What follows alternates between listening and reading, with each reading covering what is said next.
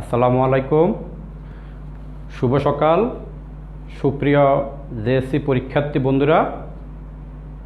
পবিত্র ঈদুল আজহার বন্ধের পরে আমরা আবার আমাদের অনলাইন কার্যক্রমে হাজির হয়ে গেলাম। হাজী আশরাফ আলী হাই স্কুল কর্তৃক আয়োজিত অনলাইন ক্লাসে তোমাদের স্বাগত জানাচ্ছি। আমি মোহাম্মদ ইয়াসিনুল্লাহ, সহকারী শিক্ষক, হাজী আশরাফ আলী। অ্যাসিড কি, অ্যাসিডের বৈশিষ্ট্য, অ্যাসিডের ব্যবহার। ঠিক আছে। দৈনন্দিন জীবনে আমরা বিভিন্ন ধরনের ফল খেয়ে থাকি, যেমন লেবু, টমেটো, আমলকি, আনারস। এই সকল ফলে বিভিন্ন ধরনের অম্ল বিদ্যমান। এগুলোকে বলা হয় জৈব অম্ল। এগুলো আমাদের জন্য খুবই উপকারী। অম্ল দুই প্রকার, একটা হলো জৈব অম্ল আর একটা হলো তোমার খনিজ অম্ল, মানে জৈব অ্যাসিড আর একটা হলো খনিজ অ্যাসিড। তাহলে আমরা শুরু করি প্রাথমিক আলোচনা দিয়ে। অম্ল বা অ্যাসিড, অম্ল বা অ্যাসিড। আমি তোমাদের প্রাথমিকভাবে যেটা জানাবো সেটা হলো, আমরা সবাই নাম শুনেছি লিটমাস কাগজ। এই লিটমাস কাগজটা নর্মাল আমরা যে কাগজ ইউজ করি সে কাগজে লাইকেন নামক গাছ থেকে প্রাপ্ত রস দিয়ে তৈরি করা হয়। এই লিটমাস কাগজকে তুমি একটা বাটিতে যদি লেবুর রস নাও আর সেই লেবুর রসে যদি তুমি নীল লিটমাস কাগজ ডুবাও, তাহলে নীল লিটমাস কাগজ লাল হয়ে যাবে। তাহলে অ্যাসিড কি করে? নীল লিটমাস কাগজকে লাল করে। আর হলো অ্যাসিড হলো টক স্বাদযুক্ত। এই লিটমাস কাগজটা দেখতে এরকম। তুমি যদি লেবুর রসে এটাকে ডুবাও তাহলে এটার বর্ণ পরিবর্তন হয়ে যাবে। বর্ণ পরিবর্তন হয়ে এটা কি হয়ে যাবে? নীল লিটমাস কাগজটা লাল হয়ে যাবে। তাহলে আমরা বলতে পারি অ্যাসিড নীল লিটমাস কাগজকে কি করে? লাল করে। অ্যাসিড হলো টক স্বাদযুক্ত। তাহলে অ্যাসিডের যে সংজ্ঞা আমরা পরীক্ষা লিখবে সেটা হলো, যে সকল রাসায়নিক পদার্থ, যে সকল, তোমরা সংজ্ঞাটা লিখে নাও সুন্দর করে, যে সকল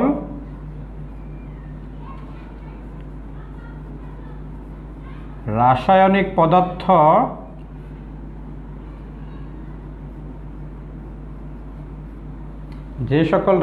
পদার্থ পানিতে বা জলীয় দ্রবণে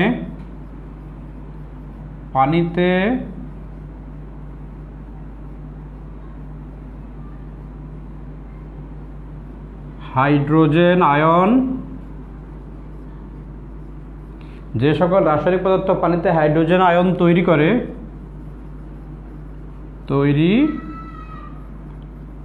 করে তাদেরকে অম্ল বা অ্যাসিড বলে। আমি তোমাদের আজকে অম্ল সম্পর্কে বিস্তারিত ধারণা দিয়ে দেবো, তাহলে আর তোমাদের কোনো সমস্যা হবে না।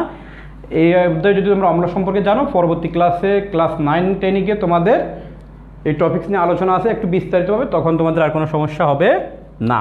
তাহলে তাদেরকে অম্ল বা অ্যাসিড বলে। যেমন আমরা একটা উদাহরণের মাধ্যমে দেখিয়ে দিতে পারি। ধরো হাইড্রোক্লোরিক অ্যাসিড, এটার নাম হলো হাইড্রোক্লোরিক অ্যাসিড। এটা পানিতে কি করে? হাইড্রোজেন আয়ন দান করে। দুটো অংশে বিভক্ত হয়ে যায়, হাইড্রোজেন এবং ক্লোরিন। তাহলে আমরা বলতে পারি যে সকল রাসায়নিক পদার্থ পানিতে হাইড্রোজেন আয়নকে আমরা কীভাবে লিখতে পারি? H+ দিয়ে লিখতে পারি। এটাই হলো হাইড্রোজেন আয়ন তৈরি করে, তাদেরকে অম্ল বা অ্যাসিড বলে। তাহলে অ্যাসিডের সংজ্ঞাটা তোমাদের ক্লিয়ার হয়ে গেল। এখন আমরা দেখব কয়েকটি অ্যাসিডের নাম দেখব। আমরা সংজ্ঞাটা তোমরা বাসায় ভালো করে মুখস্থ করে ফেলবে। কয়েকটি অ্যাসিডের নাম দেখো তোমরা। আচ্ছা, অ্যাসিডের নামটা আমি পরে লিখে দিচ্ছি। এখন আমরা দেখব অম্লের বৈশিষ্ট্য। অম্লের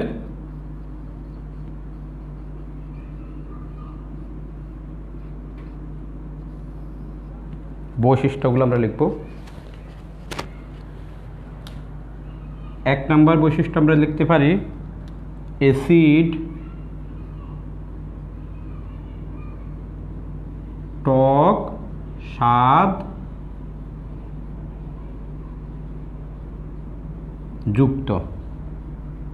2 নম্বর বৈশিষ্ট্য আমরা বলতে পারি এর অণুতে প্রতিস্থাপনীয় হাইড্রোজেন থাকে। এর অণুতে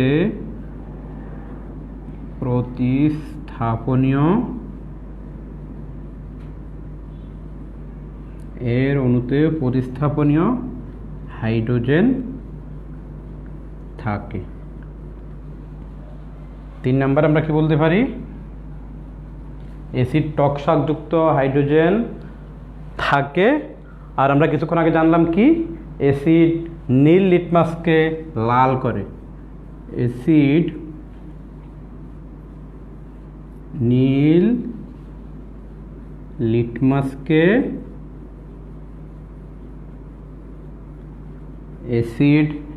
লিটমাসকে লাল করে।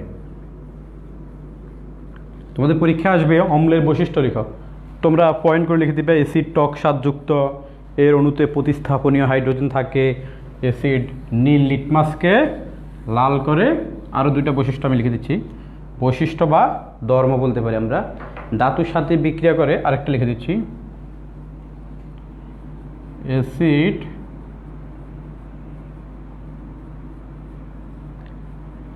ধাতুর সাথে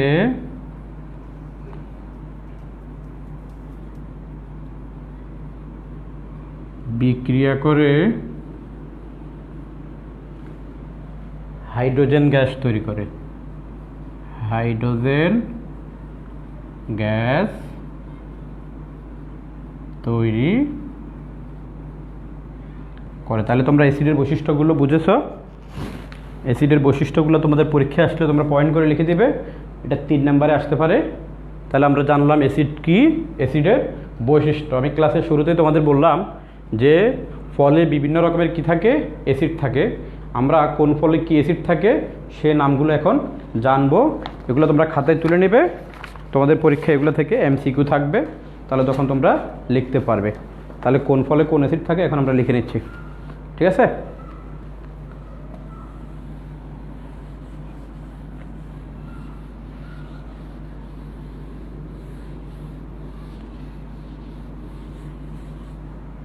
দেখো আঙ্গুর, কমলা এবং লেবু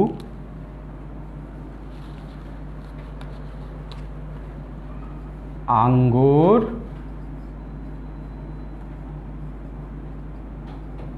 কমলা আর হলো তোমার লেবু,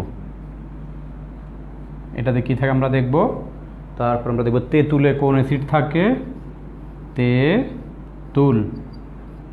তেঁতুলে কোন অ্যাসিড থাকে আমরা সেটা জানবো। তারপরে তোমার টমেটোতে কোন অ্যাসিড থাকে সেটাও জানবো, টমেটো।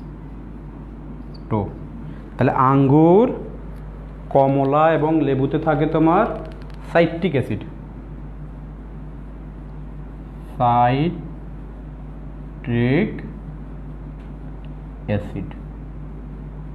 মুখস্থ করে ফেলবে এটা। তেঁতুলে থাকে তোমার টার্টারিক অ্যাসিড, টারিক অ্যাসিড।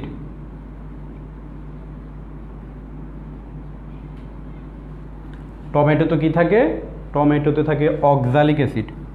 এগুলি সব জৈব অ্যাসিড, অক্সালিক অ্যাসিড। তারপর হলো তোমার আমলকিতে কি থাকে সেটা জানবো।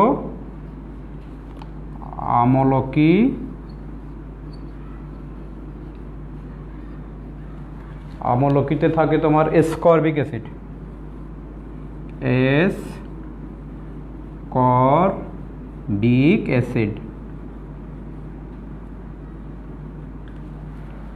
আমলকিতে থাকে এসকর্বিক অ্যাসিড।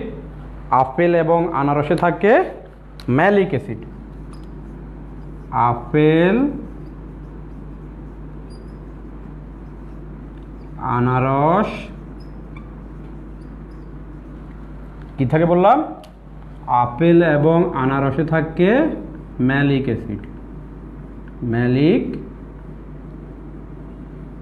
অ্যাসিড, তাহলে আমরা কি জানলাম?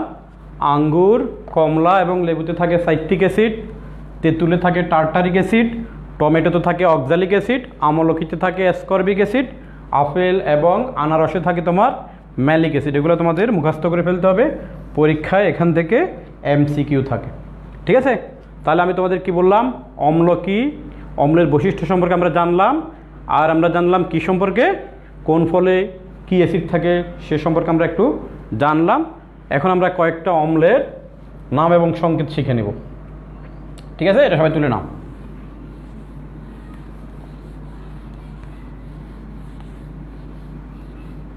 যে সকল অ্যাসিড খনিজ অ্যাসিড সেগুলোকে তোমার শক্তিশালী অ্যাসিডও বলা হয়। অ্যাসিড দুই প্রকার, একটা হলো খনিজ শক্তিশালী অ্যাসিড আর একটা হলো দুর্বল অ্যাসিড। সেটা তোমরা যখন ক্লাস 9-এ উঠবে তখন তোমাদের ক্লিয়ার ধারণা দিয়ে দেব। তোমাদের এখানে আপাতত এটা নাই। কয়েকটি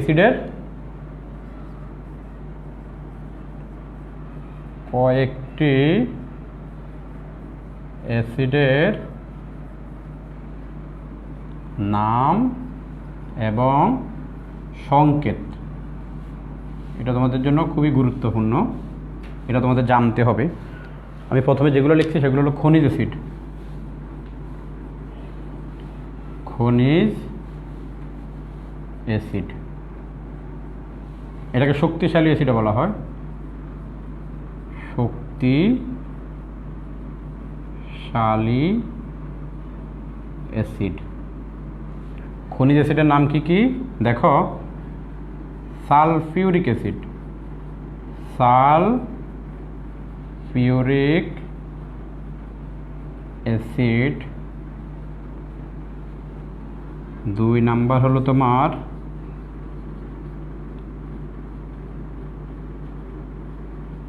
nitric acid. 3 hydrochloric acid, hydrochloric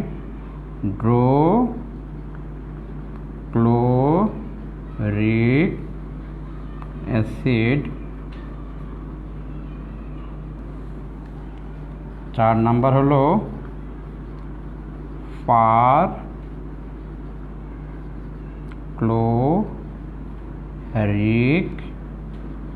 acid. 5 number হলো ফসফরিক অ্যাসিড। দেখো সংকেতগুলো লিখে নাও। সালফিউরিক অ্যাসিডের সংকেত হলো H2SO4। নাইট্রিক অ্যাসিড হলো HNO3। Hydrochloric acid HCl। Perchloric acid HClO4, HClO4। Phosphoric acid H3PO4, H3PO4। সংকেতগুলো তোমাদের লাগবে। আমরা যখন অ্যাসিডের ব্যবহার শিখবো তখন আমরা অ্যাসিডের নামগুলো আমাদের বারবার আসবে, যে সালফিউরিক অ্যাসিড কী কাজে লাগে, নাইট্রিক অ্যাসিড কী কাজে লাগে, হাইড্রোক্লোরিক অ্যাসিড কী কাজে লাগে। এই অ্যাসিডগুলি আমাদের দৈনন্দিন জীবনে নানা কাজে লাগে। তাহলে আমরা কয়েকটা অ্যাসিডের নাম জানলাম। খনিজ অ্যাসিড এগুলি sulphuric acid, nitric acid, hydrochloric acid, perchloric acid, phosphoric acid. তোমাদের যদি বলে যে 5টি খনিজ অ্যাসিডের নাম বলো তাহলে বলতে পারবে। আর এমসিকিউতে থাকবে নিচের কোনটি সালফিউরিক অ্যাসিডের সংকেত, কোনটি নাইট্রিক অ্যাসিডের সংকেত, কোনটি পারক্লোরিক অ্যাসিডের সংকেত। আশা করি তোমরা বুঝতে পেরেছ। এখন আমরা চলে যাব যেটা হলো জৈব অ্যাসিড। কোথায় চলে যাব? জৈব অ্যাসিড। এগুলোকে দুর্বল অ্যাসিডও বলা হয়, যেটা বিভিন্ন ফলে পাওয়া যায়। জৈব অ্যাসিড, জৈব অ্যাসিড, এটা মুছে দিলাম।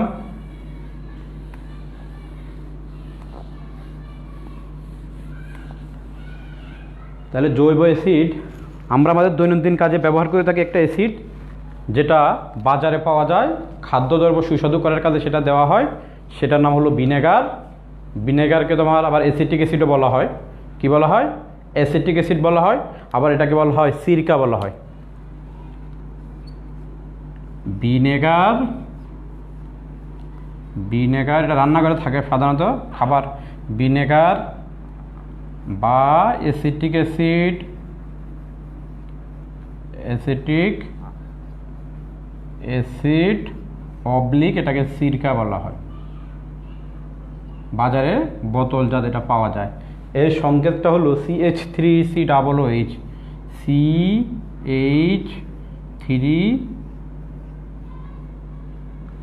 এটা হলো তোমার ভিনেগার বা অ্যাসিটিক অ্যাসিডের সংকেত।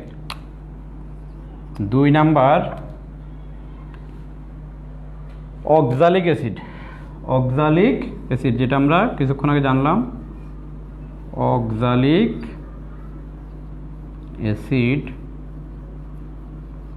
এর সংকেত হলো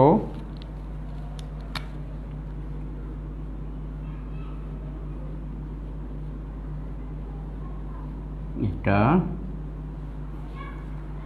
3 নাম্বার আমরা জানবো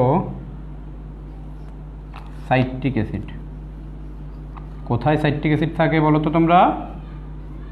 হ্যাঁ, তোমরা পেরেছ। সাইট্রিক অ্যাসিড থাকে কোথায়? লেবুতে।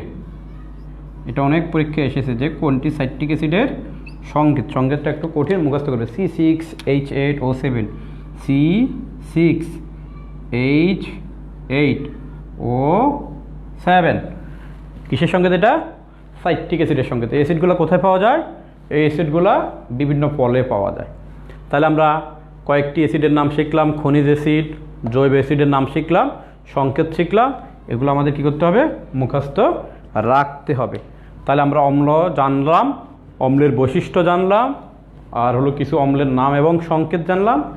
এখন আমি তোমাদের গুরুত্বপূর্ণ লাস্ট টপিকসটা সেটা বলবো যে অম্ল বা অ্যাসিড আমাদের দৈনন্দিন জীবনে কি কি কাজে লাগে। তোমাদেরকে আরেকটা গুরুত্বপূর্ণ টপিকস বলে দিচ্ছি। আমাদের পাকস্থলী থেকে এক ধরনের অ্যাসিড নিঃসৃত হয় যেটা খাবার হজমে সাহায্য করে থাকে। সে অ্যাসিডটার নাম হলো কি জানো তোমরা? সেই অ্যাসিডটার নাম হলো হাইড্রোক্লোরিক অ্যাসিড। আমরা যখন খালি পেটে থাকি তখন যখন ওই হাইড্রোক্লোরিক অ্যাসিড নিঃসৃত হয় তখন আমাদের ওই পেটে ব্যথা অনুভূত হয়। আমরা তখন বলি যে আমাদের কিসের ব্যথা? যে গ্যাস্ট্রিকে ব্যথা করতেছে।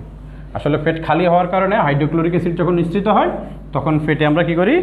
ব্যথা অনুভব করি। তাহলে পাকস্থলী থেকে যে অ্যাসিড নিঃসৃত হয় সেটার নাম হলো কি আমাদের? Hydrochloric acid.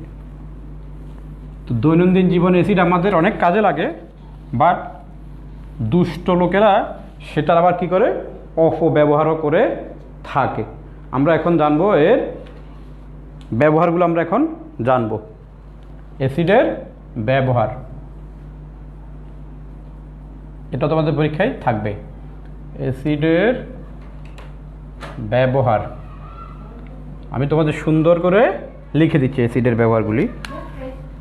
1, প্রথমত দৈনন্দিন জীবন এবং শিল্প কারখানায় অ্যাসিডের ব্যবহার অনস্বীকার্য। দৈনন্দিন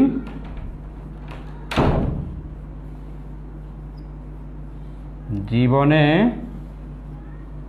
এবং শিল্প কারখানায়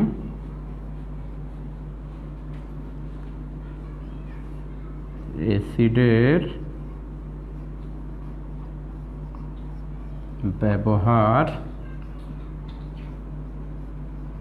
অনস্বীকার্য। লিখবে 1 নম্বরের আমরা লিখবো।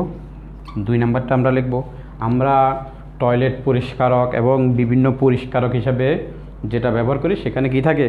অ্যাসিড থাকে। তাহলে আমরা লিখতে পরিষ্কারক হিসাবে অ্যাসিড ব্যবহৃত হয়। 2 নম্বর, পরিষ্কারক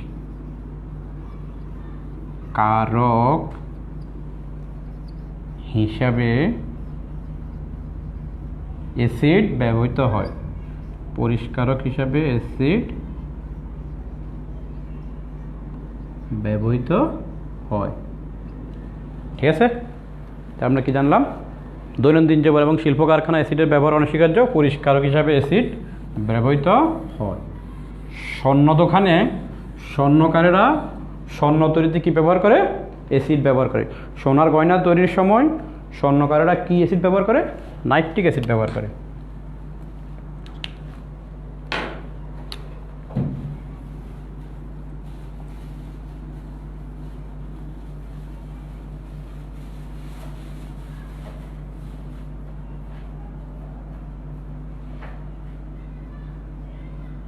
তারপর লিখতে পারি সোনার গয়না তৈরির সময় স্বর্ণকারেরা কি করে? নাইট্রিক অ্যাসিড ব্যবহার করে। নাইট্রিক অ্যাসিডের সঙ্গে কিছুক্ষণ আগে তোমাদের লিখে দিলাম, নাইট্রিক অ্যাসিড ব্যবহার করে। ঠিক আছে, আমরা যে আইপিএস, তারপর হলো গাড়ি, বিভিন্ন কাজে যে ব্যাটারি ব্যবহার করি, ব্যাটারিতে কি ব্যবহৃত হয় জানো? ব্যাটারিতে ব্যবহৃত হয় সালফিউরিক অ্যাসিড।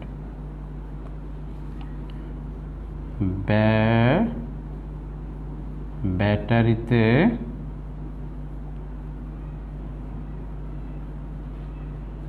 ব্যবহৃত হয় সালফিউরিক অ্যাসিড। ব্যাটারিতে কি ব্যবহৃত হয়? Sulphuric acid. আমাদের যে বাসা আইপিএস আছে, দেখবো আইপিএস এর বড় যে ব্যাটারিটা থাকে, সে ব্যাটারির ভিতরে কি থাকে? মূল উপাদান হলো সালফিউরিক অ্যাসিড। আরেকটা দেখবা, বাসা বাড়িতে যখন সাপের উপদ্রব বেড়ে যায়, সেটা দূর করার জন্য তুমি যদি বাসা বাড়িতে কার্বলিক অ্যাসিড রেখে দাও, তাহলে আর সাপ আসবে না। কার্বলিক অ্যাসিডের গন্ধে কি আসবে না? সাপ আসবে না। বাসা বাড়িতে সাপের 5 নম্বর পয়েন্ট, বাসা বাড়িতে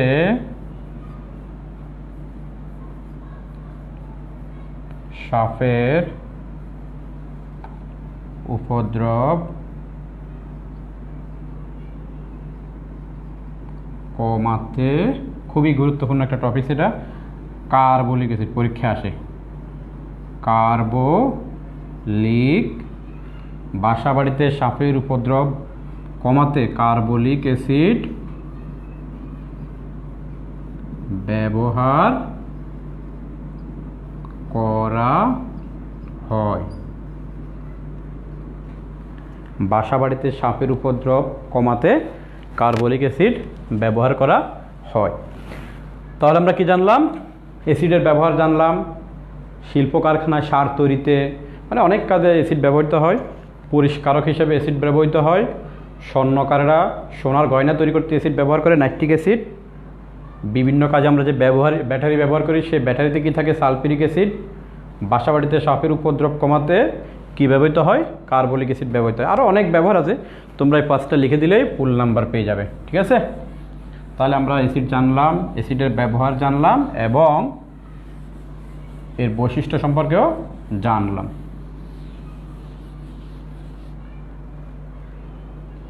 আমি যে শুরুতে তোমাদের লিটমাস পেপারের কথা বলেছি, সেটাকে আসলে বলা হয় নির্দেশক। সেটা এক প্রকার নির্দেশক। সংজ্ঞাটা আমি তোমাদের লিখে দিচ্ছি, বিস্তারিত নয়, তারপর সংজ্ঞাটা পরীক্ষা আসে। নির্দেশক কি? নির্দেশক লিখে নাও সবাই। যে সকল পদার্থ নিজেদের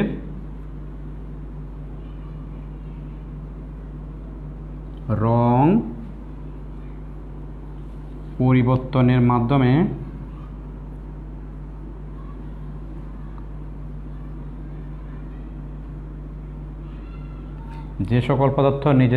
পরিবর্তনের মাধ্যমে কোনো একটি পদার্থ অম্ল, না ক্ষার নাকি নিরপেক্ষ